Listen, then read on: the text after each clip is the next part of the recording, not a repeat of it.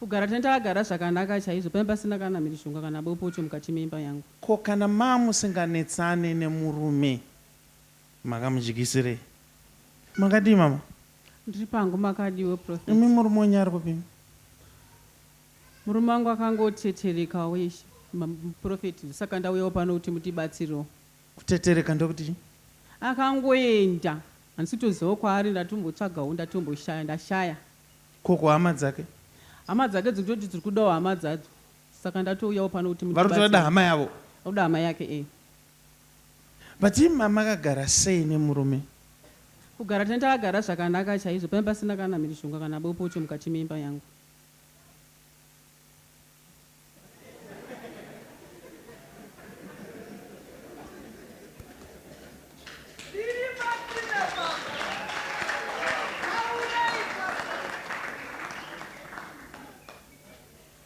Can I do some serious stuff here?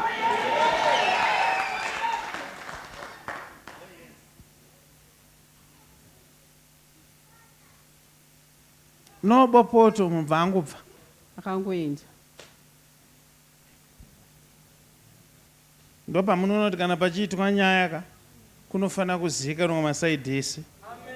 Mukanzwa saidhi reuyu mukasaziva reuyu munogona kutoti murume anopenga akangoenda. I'm agreeing nemi mama kuti zveshuwa nemurume mamusinganetsani. But here comes now the question. Ko kana mamusinganetsani nemurume makamudyisirei? Iyoyo question iyoyo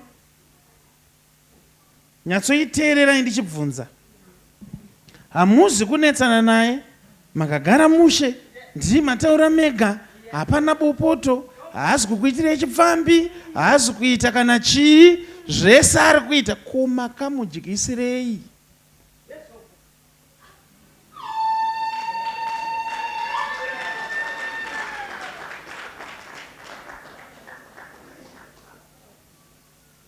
Makamudyisirei?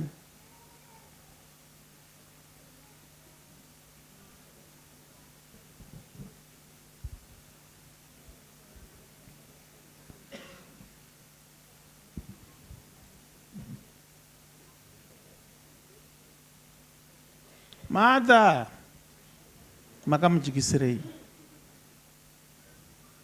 Chokwadi ndakamudyisa. Ndikutozviziva ndindatokudza kuti makamudyisa, asi question yati makamudyisirei kana mamusinganetsani? Chindu saka ndauya ndikumbira mutibatsiro.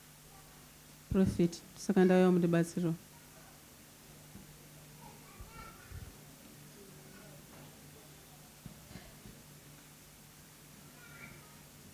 Murume wenyu kuenda kwaakaita akatotenderedzwa musoro nemishonga yamakamudyisa.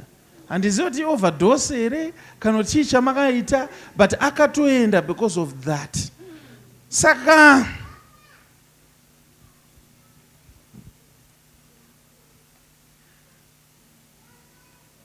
kune vamwe vanhu vanodiwa naMwari, hama dzangu. Ukamudyisa hazvipere musha. Zvimwe zvakagadzirwa ndinofanira kuti munhu akude. Kune vamwe vekuti vanodiwa naMwari kuti ukamudyisa anobva atosuduruka. Kune vamwe vekuti vakadyiswa vanopengeswa nemishonga iyi. Ini ndogara ndakakuudzai vana mai nana baba, zvemushonga regedzai.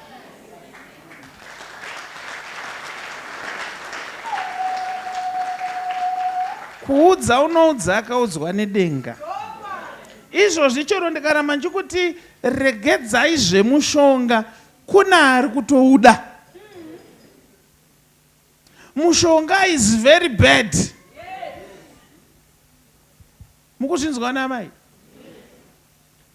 Whether ndewekuita sei, it's very bad.